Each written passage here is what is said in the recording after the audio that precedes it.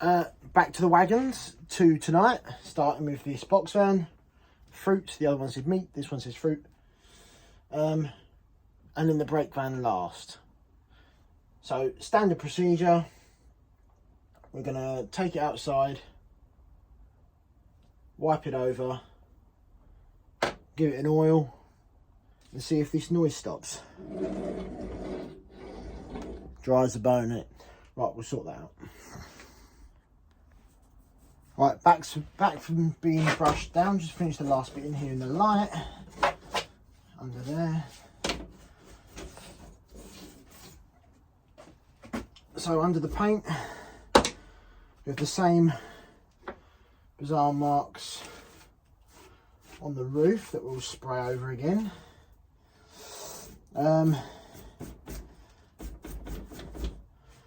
Eventually there looks like some touching up needed. The other one's paint is a bit better than this one. But to start with, usual game, plenty of oil in and around and behind the axle boxes.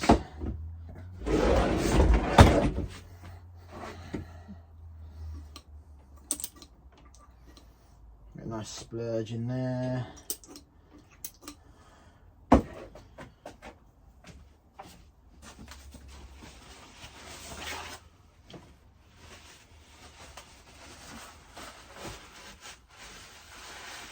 Because there's no sense in soaking the bench.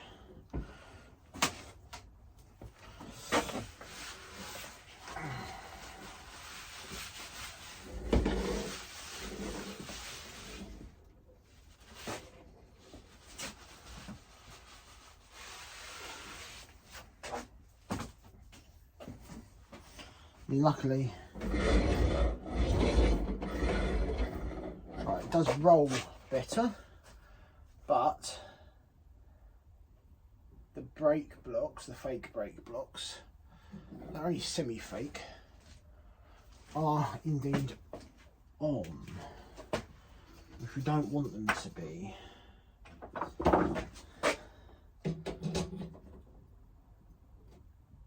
They are very fixed. It's better, we've got that side freed off a little bit, so let's give this side the same treatment. Just to bend them in a little bit. That's a lot better. There's still the rubbing there, most of which will go after a run, because let's be honest, after a few laps at speed, not much happening now. This buffer is also jammed in, so we're going to get a grip enhancer. There we go. Apply some liquid lubricant, and again with the grip enhancer.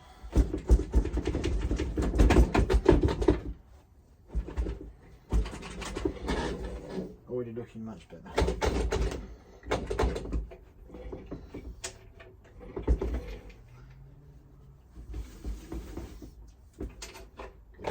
Already, there we go, that's like got some nice oil around it. So, much better. All it needs now really is the roof sorting out. Just need to spray a black. Yeah.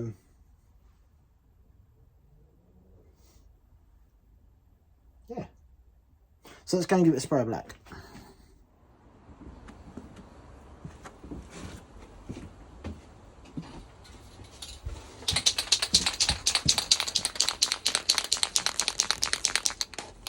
Halford's finest gloss black. We're spraying away from ourselves so we don't get much back on the wagon.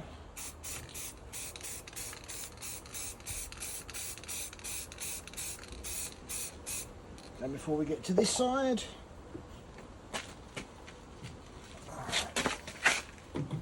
it around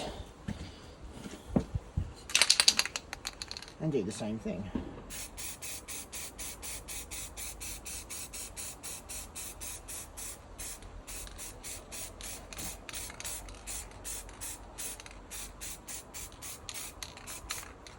Now, the other wagon took 3 coats to fully cover, trying to keep them nice and thin and clean, so it's not going to go in one coat. I am also running out of black paint.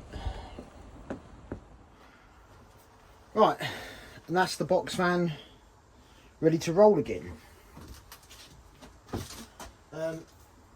So we have one more wagon to do, which we're just going to go ahead and hit. You can see this is the other side too early. You can see it's got some tidying up left to do. But my recent spraying hasn't got in of it. There's a bit here that could do a bit more. But it needs to dry first, so this can go back on the floor while we get to the brake van.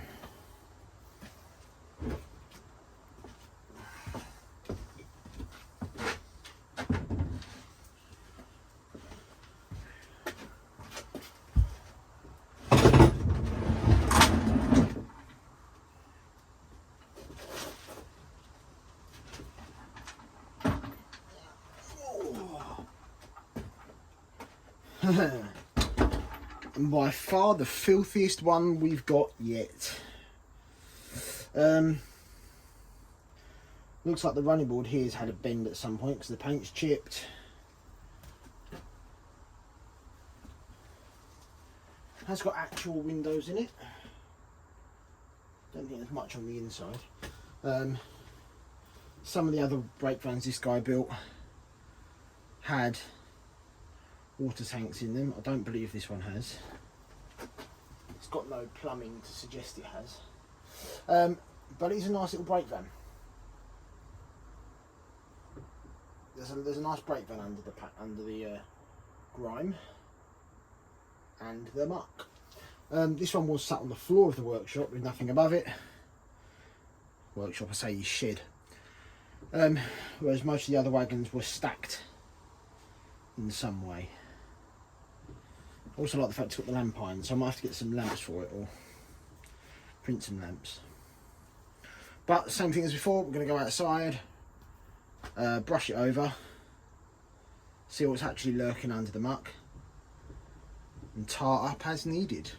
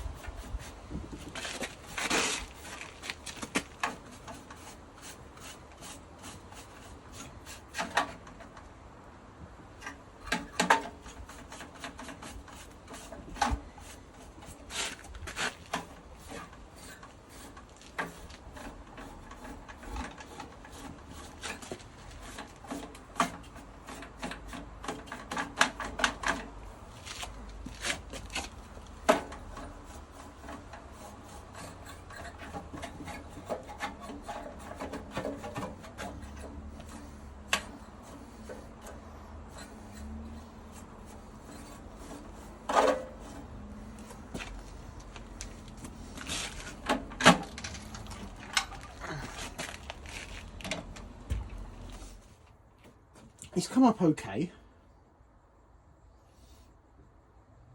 but it's definitely clear this wants more than just a brush. You can't see very well, but down inside the guard verandas are substantially full of muck that I can't easily brush out.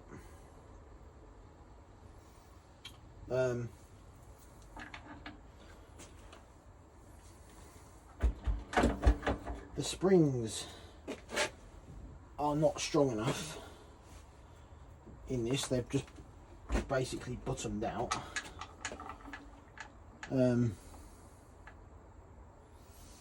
Overall, the brown on the sides, on either side, isn't too bad a nick. But you can see the running boards have had a clout at some point. I know they should have a bend on them, but not from that point. It should be from out here, which is what's cracked the paint there. This guy did build everything out of steel, so unfortunately there's rusting amongst it. So what to do? Well, we can respray the black, and we can get some bauxite type red primary type colour to touch in the ends and toolboxes.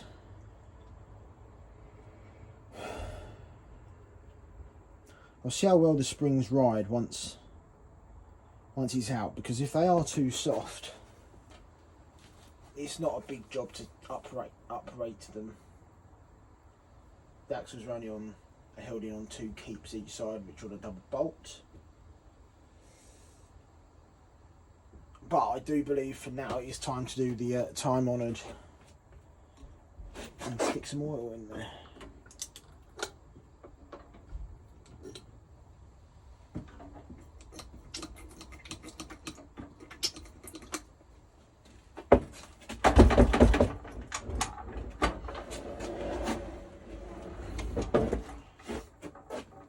This one has the advantage of not having any dummy brake gear fitted, which is ironic for a brake van.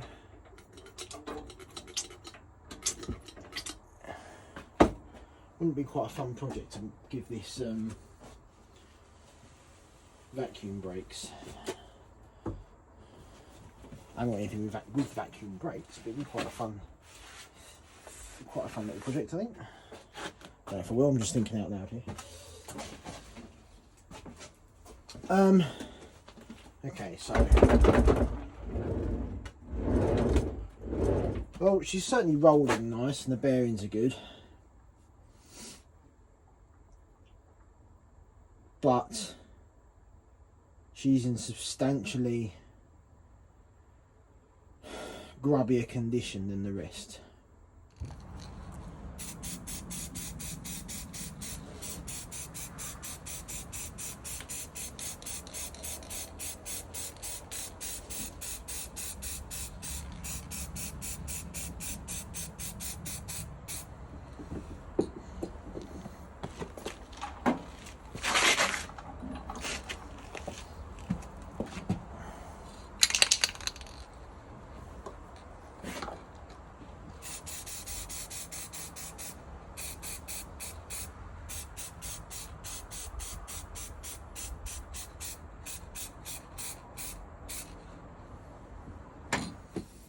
Right, yeah, I think it will come up quite nice with some fresh,